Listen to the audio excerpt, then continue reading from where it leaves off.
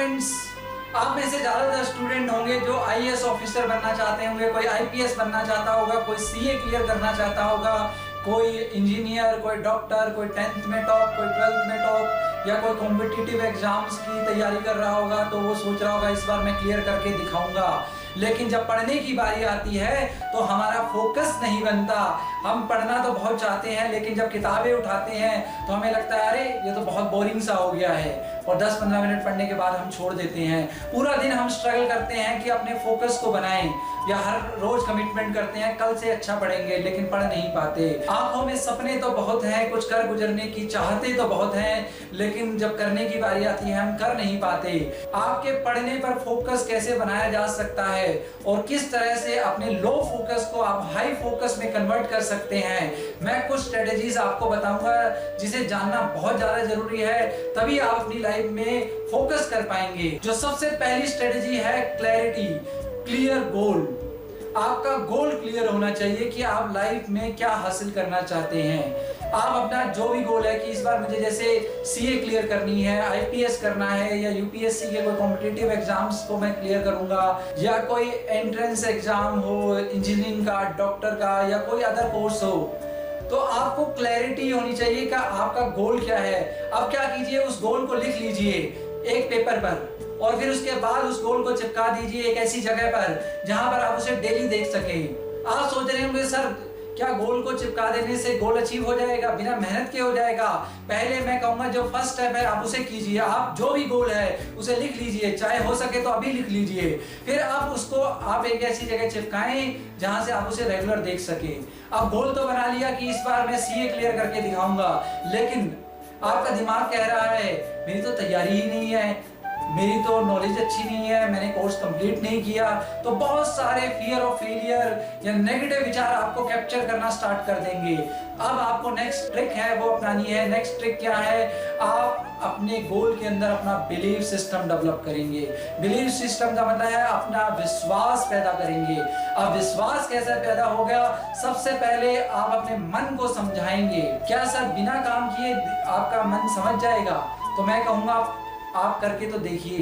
किसी ना किसी चीज पे तो आपको जीवन में विश्वास रखना ही होगा। अगर आप जीवन में बढ़ना चाहते हैं तो आपको किसी ना किसी चीज पे तो विश्वास रखना ही होगा, चाहे वो आपका भाग्य हो, आपका कर्म हो, किसी ना किसी चीज पे विश्वास रख के ही आप आगे बढ़ते हैं। तो ये विश्वास आएगा कैसे?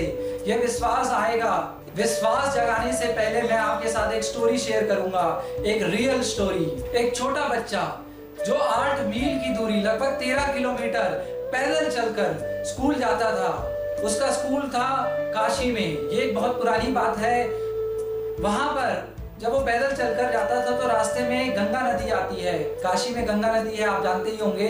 तो गंगा नदी आती थी। अब उसे क्या करना पड़ता था, एक नाव से बैठकर, नौका से बैठकर वो डेली दूसरी तरफ जाता था और आता जाता था। तो इसमें उसको टोटल 4 पैसे लगते थे, 2 पैसे एक साइड के, तो 4 पैसे लगते थे। बच्चा बहुत गरीब था। उसके माँ बाप जब वो देखता था डेली पैसे के लिए स्ट्रगल करते हैं, तो उसको मन में ये विचार आया, अगर मैं ये नदी डेली तैर के पार करूं तो मैं 4 पैसे बचा सकता हूं। 4 पैसे उस समय एक बड़ा अमाउंट होता था।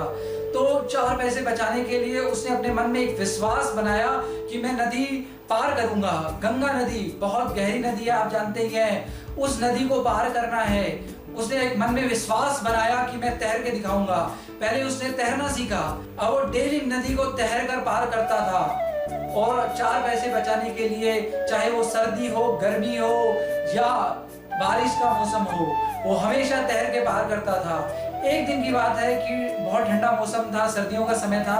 तो कुछ नौका वालों ने, मतलब जो नाव वहाँ लोकल लोग नौका चलाते थे, उन्होंने देखा ये बच्चा शायद डूब ना रहा हो, वो तैरते तैरते जा रहा है, शायद डूब ना जाए। तो वो नौका को उसके पास ले गए और उस बच्चे को नदी से निकाल कर नौका पर ले आए, और उससे पूछने लगे, अरे ये क्या कर रहे थे? तुम्हें डूबने का शौक है क्या? तुम ये नदी के अंदर सुबह सुबह क्या कर रहे थे? तो बच्चे ने कहा मैं तैर रहा था और मैं तैर के दूसरी तरफ जा रहा था। तो उन्होंने कहा अरे तैर के क्यों जा रहे थे?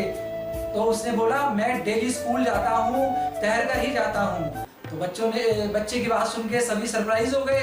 उन्होंने कहा तैर कर जाते हो, क्या तुम्हें नौका नहीं दिखती? तो उसने कहा 4 पैसे लगते हैं, 4 पैसे। तो सबने कहा क्यों 4 पैसे नहीं भर सकते हो, कहीं डूब गए तो? 4 पैसे बहुत बड़ा अमाउंट है मेरे पेरेंट्स के लिए और मैं उनके ऊपर कोई बोझ नहीं आने देना चाहता।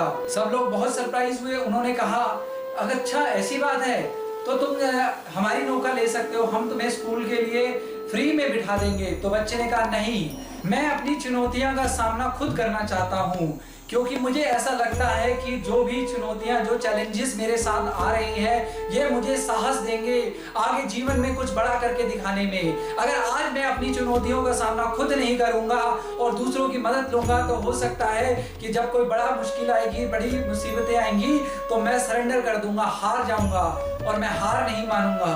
बच्चे की साहस और उसकी आंखों की चमक को देखकर सभी लोग सरप्राइज हो गए। उन्होंने कहा अरे तुम तो बहुत बड़ी बातें कह रहे हो, हमें लग रहा है कि तुम जीवन में कुछ बड़ा जरूर करके दिखाओगे। जानते हैं वो बच्चा कौन था? वो थे श्री लाल बहादुर शास्त्री, हमारे भारत के दूसरे प्रधानमंत्री, जिन्होंने जय जवान जय किसान का नारा दिया, जिनकी ईमानदारी, जिनकी देशभक्ति, कर्तव्य निष्ठता, कार्य के प्रति जुझारूपन और डेडिकेशन को कौन नहीं जानता है। ऐसे थे हमारे second prime minister of India Shri Lal Bahadur Shastri ji. क्या आपको लगता है कि आपका स्ट्रगल बड़ा है?